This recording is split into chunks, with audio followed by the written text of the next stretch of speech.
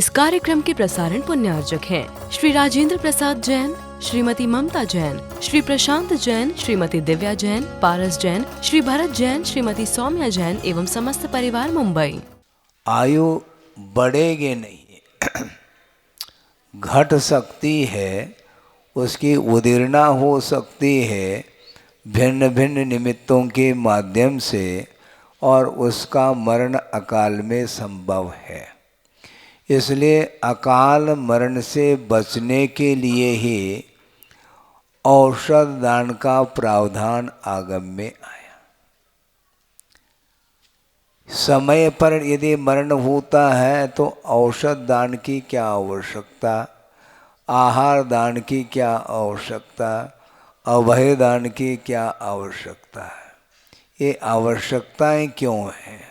इसके माध्यम से हम मरण से बचा नहीं पाएंगे, किंतु अकाल मरण से जरूर बचा पाएंगे।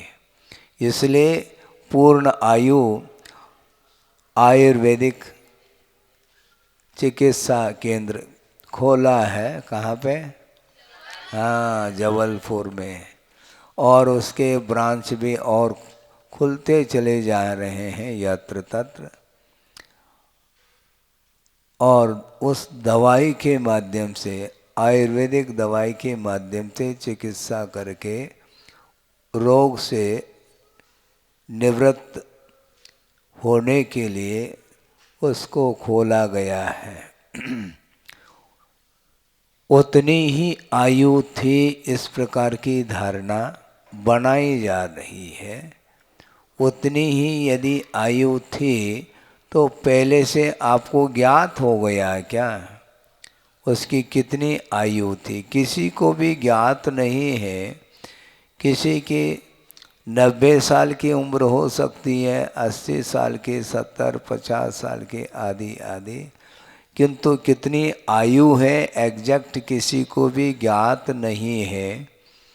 किंतु मरण निश्चित है, और मरण निश्चित है, किंतु अकाल में मरण को प्राप्त न हो, इस उद्देश्य को लेकर के अकाल मरण के निमित्तों से बचाने के लिए आगम में ये बात आई है।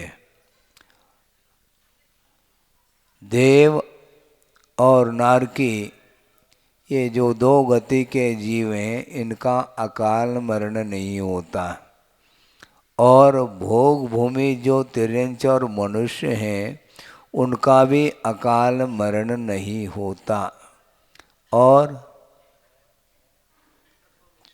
हाँ, तद्भव मोक्षगामी, उनका भी अकाल मरण नहीं होता, ऐसा प्रसंग आता है। इनको छोड़ करके अन्य जितने भी जीव हैं, उनका मरण सकाल भी हो सकता है और अकाल भी हो सकता है, ऐसा वर्णन आता है। इसलिए अकाल मरण के लिए जो निमित्त बताए हैं, उनसे बचने का हमें प्रयास करना चाहिए।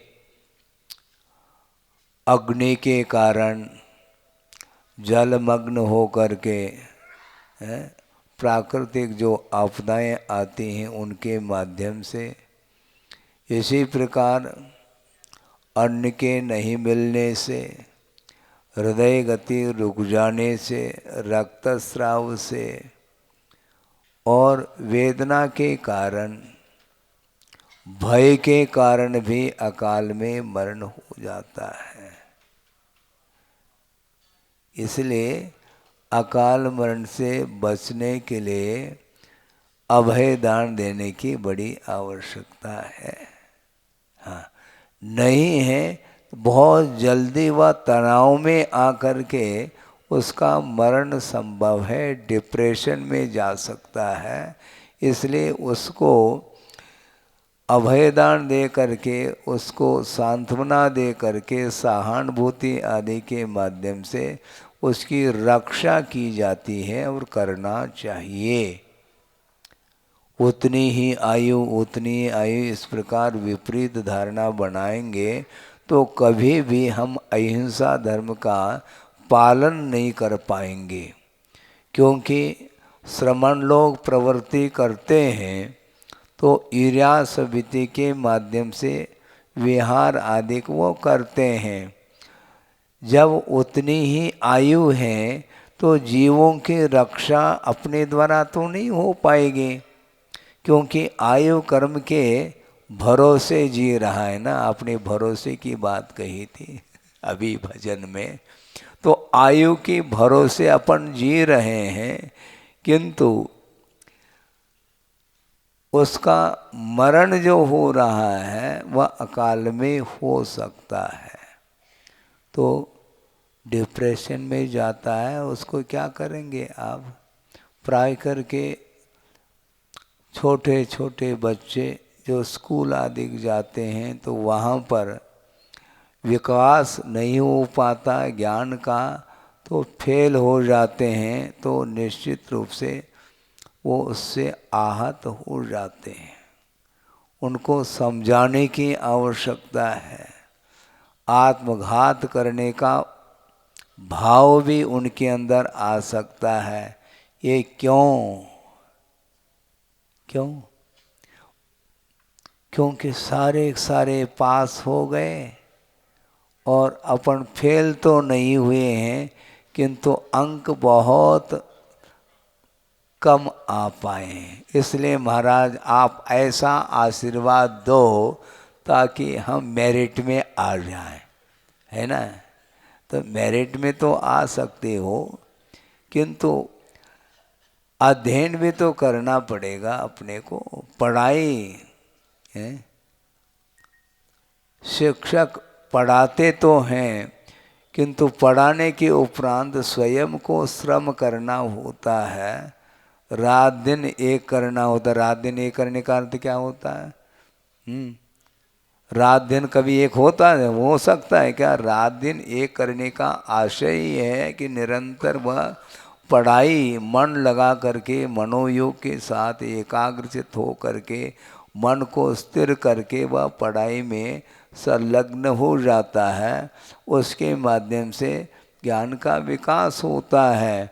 इसलिए जब अंक कम मिल जाते हैं तो वह डिप्रेशन में आता है। तनावपूर्ण स्थिति में आने से बहुत सारी घटनाएं घटती हैं, किंतु उससे बचाव के लिए अपने को सहानुभूति आदि देनी पड़ती है। तो ये सब अकाल में ही सारा कार्य हो रहा है। रोग हो जाते हैं, मानसिक पीड़ा के कारण शरीर में व्याधि उत्पन्न हो जाती हैं, उसमें भी यही एकमात्र कारण है। और बहुत सारे कारण अकाल मरण के गिनाए गए हैं, तो उसमें एक बहुत बड़ा कारण ये भी बताया है, अनय। अनय का अर्थ ये है अनीति। समझ रहे हैं आप? नीति न्याय को छोड़ करके जो वित्त का उपार्जन करता है, अनीति का आश्रय लेकर के, उसके माध्यम से भी अकाल मरण होता है, ऐसा कहा।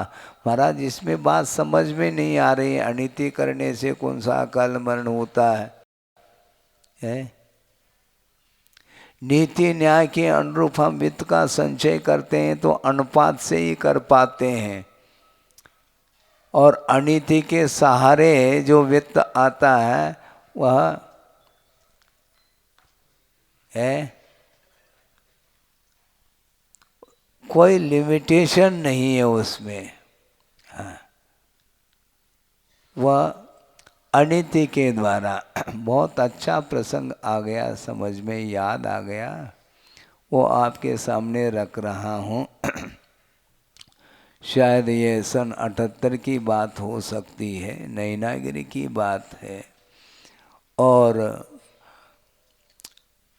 आहारचर्या का समय हुआ था, और गुरुदेव शुद्धि करके और आहार के लिए निकल गए वंदना करके, और एक श्रावक ने पड़गान कर लिया। पड़गान करके ले गए, पूजन अर्चन आदि सब हो गए, नवदा भक्ति पूर्वक आहार प्रारंभ हुआ। प्रारंभ होने के बाद काफ़ी भीड़ थी और शुद्धि 16 से एक दो सज्जन और खड़े हो गए बाहर के, और उन्होंने बाहर से ही निवेदन किया हाथ जोड़ करके, महाराज हम बहुत दिन के प्रतीक्षा हमारी थी, भावना भी थी आहार देने की, और आपको आहार देना चाहते हैं, कृपया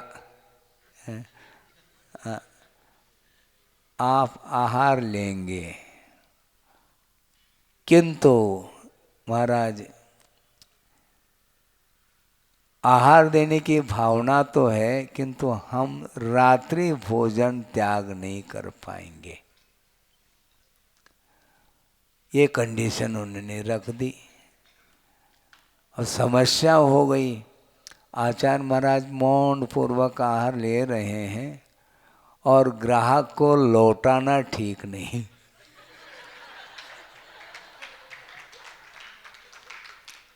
लेकिन कंडीशन भी है, उसको भी उन्होंने सुन लिया।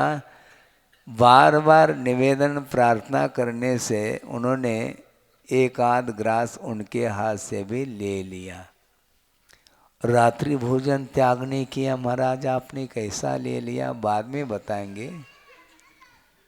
ले लिया और आहार पूर्ण होने के बाद जिन्होंने पड़गान किया था आचार्य महाराज को पहुंचाने के लिए, साथ साथ पहुंचे और वो दोनों सज्जन भी वहाँ पर पहुंच गए।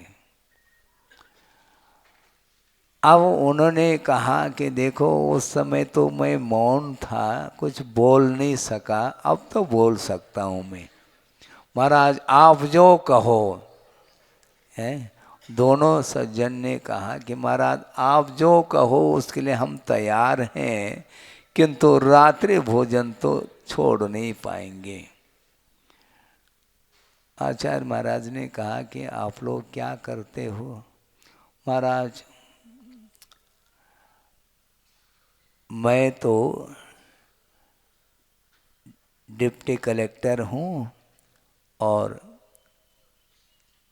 कौन है, हाँ उनकी श्रीमती वो जज थे। अब सोचो, इसलिए हम अब ये लौटाया क्यों नहीं ग्राहक को, इसमें रहस्य ये था। उन्होंने बिल्कुल फेस रीडिंग किया था, ये अच्छा व्यक्तित्व है इन दोनों में, बाद में पूछा जाए, अभी तो लेना उपयुक्त है। उन्होंने ये इस प्रकार कहा तो आचार्य महाराज ने कहा देखो आप दोनों तो गवर्नमेंट है, और उसमें रात्रि भोजन नहीं कर सकते, कोई बाधा नहीं है, किंतु हम एक व्रत देना चाहते हैं आपके लिए। महाराज आप रात्रि भोजन को छोड़ करके जो भी व्रत दे दो, हम तत्काल हम अंगीकार कर लेंगे, स्वीकार कर लेंगे। उन्होंने कहा 5 का अर्थ क्या होता है, कोई दान नहीं लिया जा रहा है, ये ध्यान रखो। 5 का अर्थ उन्होंने ये कहा कि 5 अणुव्रत अंगीकार करो। महाराज ये तो संभव नहीं, पहले ही बताते तो हम रात्रि भोजन त्याग करना फिर भी कथनचित संभावना को लेकर के है, कुछ समय के लिए हम छोड़ पाएंगे, लेकिन 5 अनुव्रतों का पालन करना तो हमारे हाथ से संभव नहीं। तो आचार्य महाराज ने कहा संभव नहीं है ऐसा मत कहो, पहले कम से कम सुन तो लो। महाराज आप कम से कम सुना दो क्या होता है इसमें। बहुत आसानी के साथ आप इन 5 अनुव्रतों का पालन कर सकते हो। कैसे कर सकेंगे महाराज। उन्होंने कहा कि आप सर्विस करते हो और उसमें जो भी आपको सैलरी मिलेगी, है वेतन, उसके अलावा हम एक पाई भी नहीं लेंगे, ये संकल्प कर लो। महाराज ये तो हो जाएगा, बहुत अच्छा है, बैठिए हमारा काम बन जाएगा। क्योंकि मान लो आपको 1 लाख रुपए भी मिलता हो, उसमें कोई बाधा नहीं, ले लो, किंतु उसके ऊपर, ऊपर का अर्थ क्या होता है? हाँ, समझ गए हैं आप? हाँ, रिश्वत है, रिश्वत बोलते हैं, हाँ, वो घूस भी बोलते हैं उसको, हाँ, हाँ, वो नहीं लेंगे हम। महाराज ये बन जाएगा तो इसके माध्यम से परिग्रह परिमाण हो गया, एक अनुव्रत बन गया। और जहाँ पर परिग्रह का परिमाण हो गया तो तत्संबंधी ना चोरी, ना कोई असत्य का आश्रय लिया जाएगा। ये तीनों व्रत हो गए और तत्संबंधी जो हिंसा होती थी वह भी नहीं होगी। और स्वदार संतोष आप हैं तो इसके माध्यम से 5 अनुव्रतों का पालन तुम्हारे द्वारा हो जाएगा। इसको बोलते हैं कौशलता, शिष्यानुग्रह कुशले, इसी को बोलते हैं अनुग्रह करने की ये कुशलता है। आचार्यों में ये होता है। रात्रि भोजन त्याग नहीं किया, कोई बाधा नहीं, लेकिन आपके लिए नहीं कह रहे हैं, ध्यान रखो। उनकी एक परिस्थिति थी, उसके अनुरूप उनको धर्म से हम वंचित नहीं रखना चाहते हैं और इसके माध्यम से बहुत आसानी के साथ उन व्रतों का उन्होंने पालन किया है।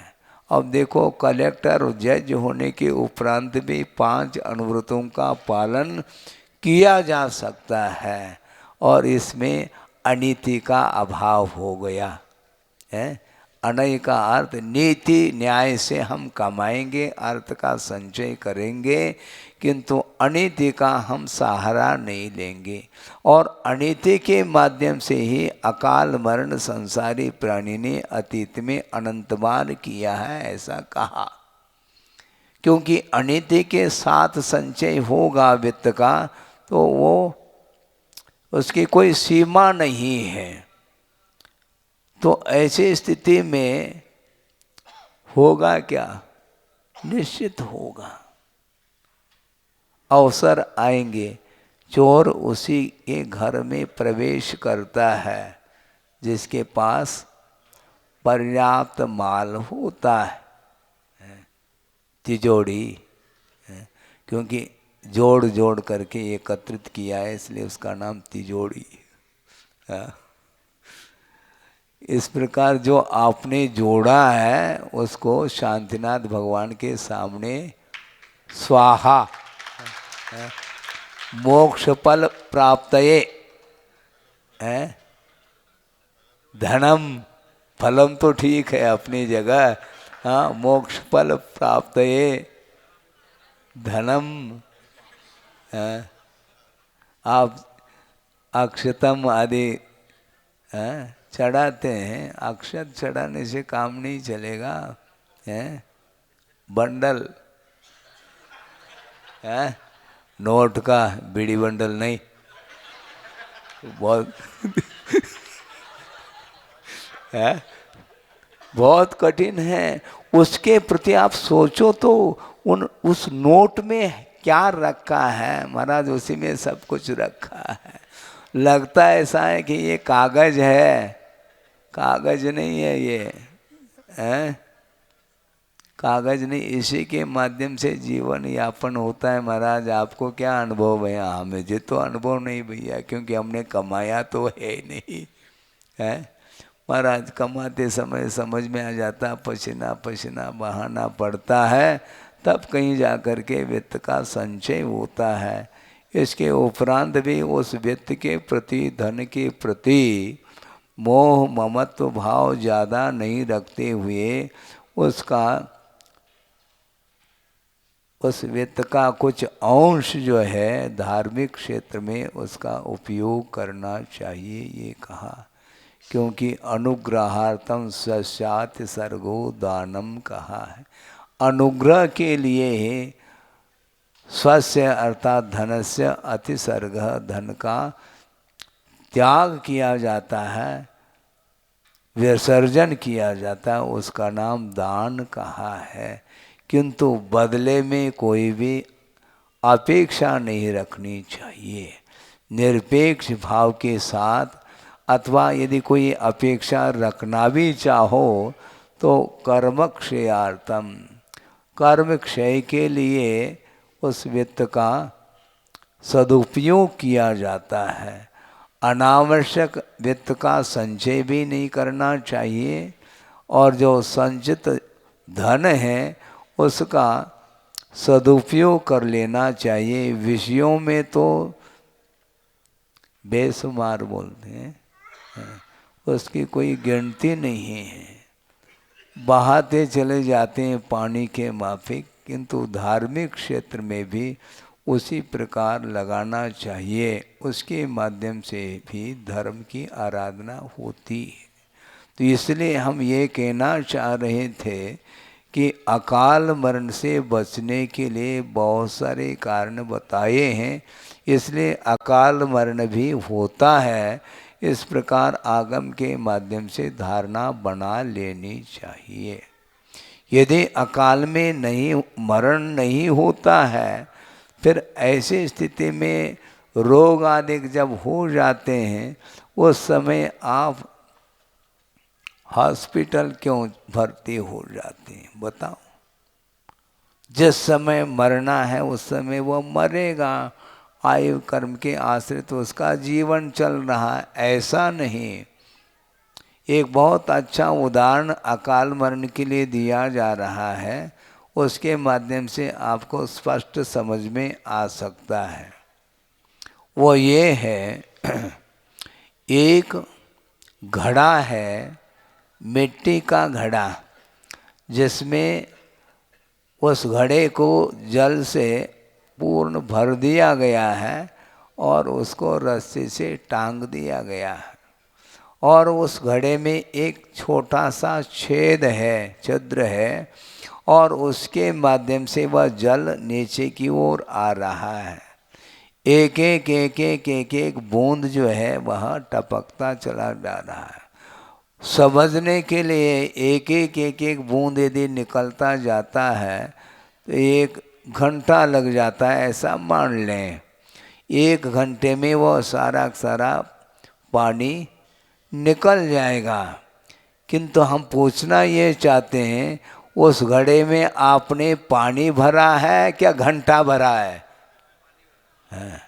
घंटा तो नहीं भरा, पानी भरा है। आयु कर्म का बंद होता है, काल का बंद नहीं होता।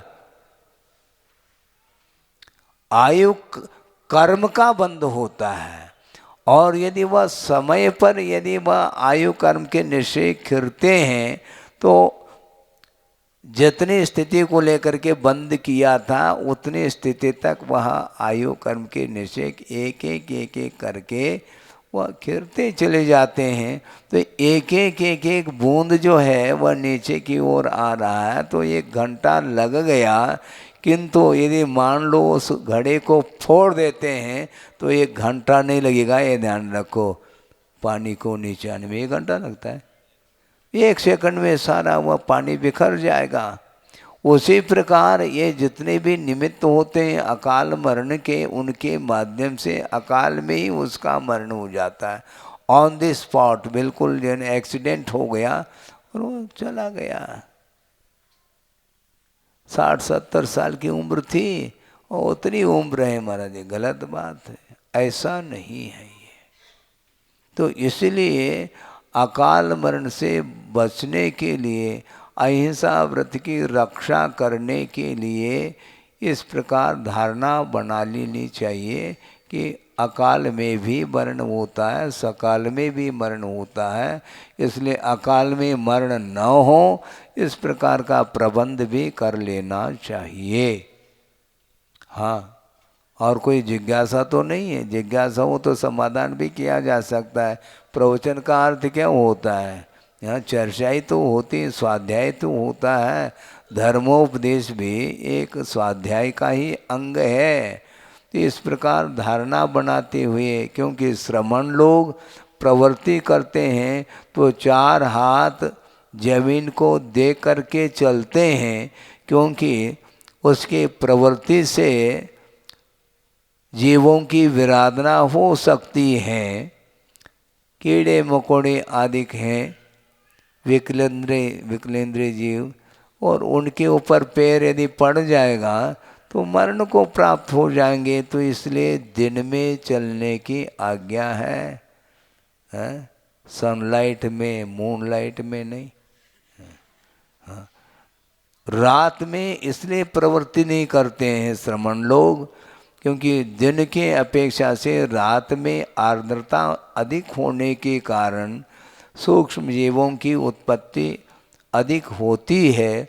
उसकी विराधना से बचने के लिए ही सूर्य प्रकाश में देखते हुए वह प्रवृत्ति करते हैं। इसके माध्यम से ही अहिंसा धर्म की वो रक्षा करते हैं।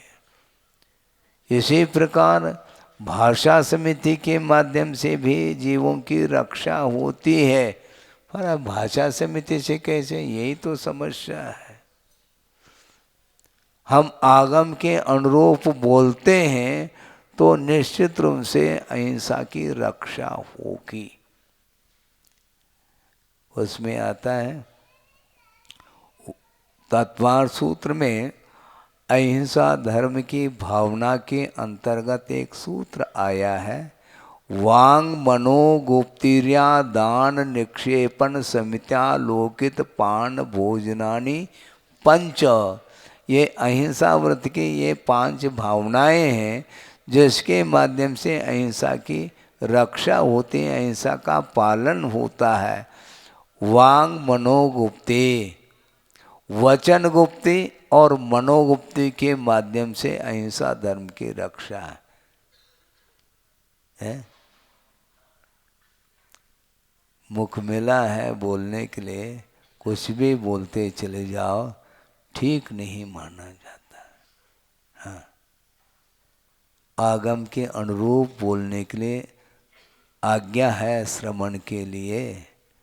इसलिए वो कभी भी अपनी समिति को छोड़ करके इन किन प्रकार से वचन प्रवृत्ति वो नहीं करते और नहीं करना चाहिए। नहीं है तो निश्चित रूप से अहित होता है। क्या छड़ला में पंक्ति पढ़ते, जग सुहित कर सब अहित हर, श्रुति सुखद सब संशय हरे।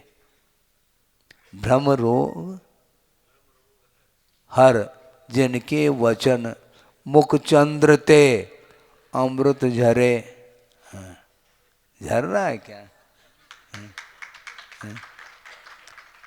सोचो, विचार करो। हित मित मिष्ट वचनों का, प्रिय वचनों का प्रयोग करने के लिए कहा है।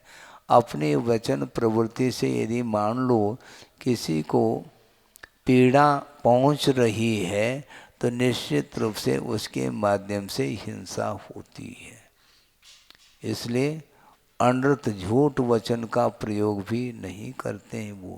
तो इस प्रकार अहिंसा व्रत की रक्षा के लिए ही समितियों का भी पालन करते हैं, गुप्ती का भी पालन करते हैं। इसलिए गुरुदेव ने एक बार चर्चा के दौरान कहा था कि बोलना अनिवार्य नहीं है। श्रवण के लिए कहा था, बोलना अनिवार्य नहीं है, आवश्यक हो तो भाषा समिति के अनुरूप बोले। क्योंकि अखंड मौन धारण करके साधना करने वाले भी श्रमण होते हैं। बोलने की कोई आवश्यकता नहीं, आवश्यकता पड़ जाए तो बोले आगम के अनुरूप। महाराज आप इन दिनों में बोल नहीं रहे हमसे, कोई गलती हो गई है?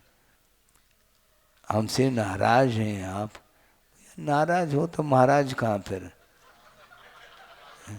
न नाराज हैं न कुछ है, आपसे राजी भी नहीं तो नाराज भी नहीं।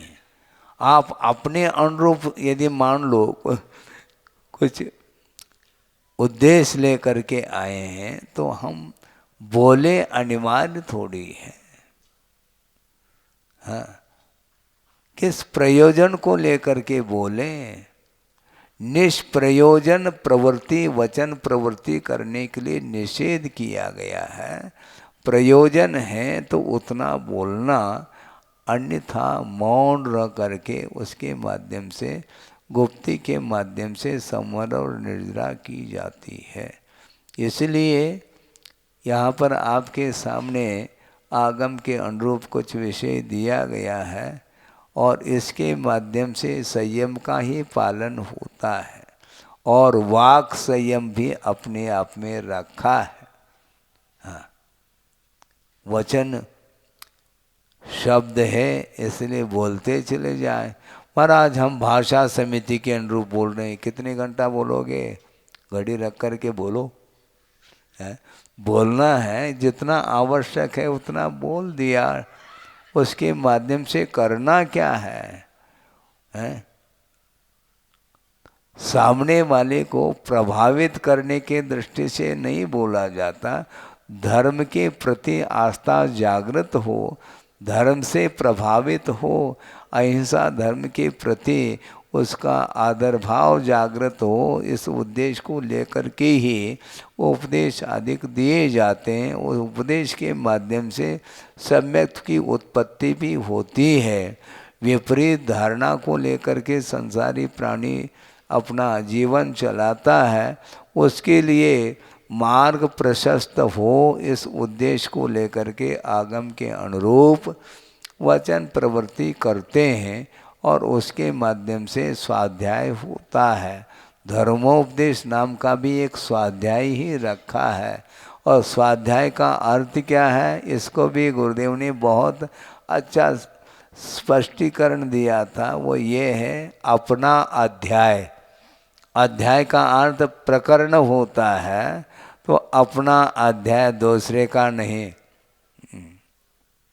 उसके माध्यम से आत्म तत्व का स्वरूप क्या है, पाप और पुण्य का क्या स्वरूप है, संसार का क्या स्वरूप है, भिन्न भिन्न तत्वों के क्या लक्षण है, स्वभाव है, इसकी जानकारी के लिए, इसका ज्ञान परिज्ञान करने के लिए ही स्वाध्याय आगम के माध्यम से किया जाता है और आगम के अनुरूप प्रवृत्ति बनाते हुए कर्मों की निर्जरा करना उनका उद्देश्य रहता है। इसलिए अपने उद्देश्य के अनुरूप वो प्रवृत्ति करते हैं, निष्प्रयोजन कभी भी वो प्रवृत्ति नहीं कर सकेंगे। ईर्ष्या समिति के अनुरूप चलते हैं किंतु निष्प्रयोजन मॉर्निंग वॉक है, सुबह सुबह घूमने के लिए चले जाए, है घूमने के लिए नहीं जाएंगे, हैं अपने उद्देश्य को पूर्ण करने के लिए जाते हैं, उसके अलावा नहीं। निहार के लिए, विहार के लिए, आहार आदि चर्या को संपन्न करने के लिए ईर्ष्या समिति के अनुरूप वह प्रवृत्ति करते हैं। इसी प्रकार बोलने की इच्छा उनकी नहीं है, किंतु सामने वाला आत्मकल्याण करना चाहता है और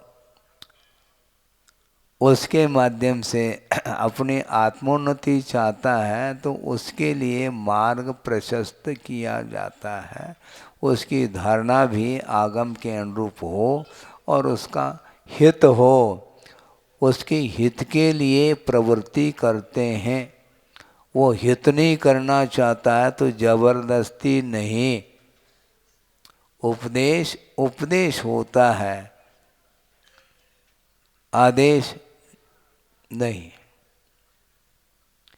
एक हाय को याद आ गया, बहुत अच्छा भाव उसमें गुरुदेव ने दिया है कि जनादेश, जीवनोद्देश, क्या कहा? जीवनोद्देश, जनादेश, पालन, अनुपदेश। जीवनोद्देश, जीवन का उद्देश्य क्या होना चाहिए? जनादेश पालन, जनेन्द्र भगवान के आदेश का पालन करना ही जीवन का उद्देश्य होना चाहिए। और ये भी अनुपदेश, बिना कहे, हैं, कहने के उपरांत भी जनेन्द्र भगवान की आज्ञा का पालन करने के लिए आप पीछे हट रहे हो, हैं? क्या कहा? क्यों पंडित जी? हैं?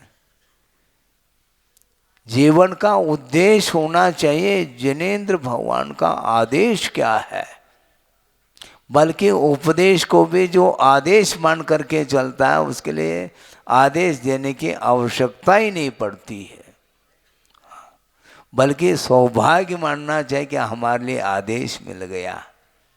बहुत कठिनाई होती है, इसलिए दान का उपदेश देते हैं, आदेश नहीं देते हैं। ध्यान रखो, आदेश देने लग जाए तो मुश्किल हो जाएगा, है?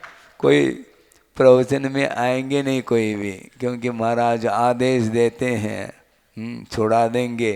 भैया ऐसा नहीं छुड़ाते हम। आप छोड़ना चाहो तो हम लेते भी नहीं, अपने पास नहीं रखते उसको, है? भगवान के सामने चढ़ाओ, भगवान भी नहीं लेंगे, ध्यान रखो। हाँ, कौन लेगा? जो कोषाध्यक्ष होगा वो लेगा। और क्या? सुनो, कोषाध्यक्ष वो अपने पास नहीं रखता है, किंतु वह एक व्यवस्था है, समय समय पर जो आवश्यक है उनके लिए वह उसका उपयोग करता रहता है। इस कार्यक्रम के प्रसारण पुण्यार्चक थे श्री राजेंद्र प्रसाद जैन, श्रीमती ममता जैन, श्री प्रशांत जैन, श्रीमती दिव्या जैन, पारस जैन, श्री भरत जैन, श्रीमती सौम्या जैन एवं समस्त परिवार, मुंबई।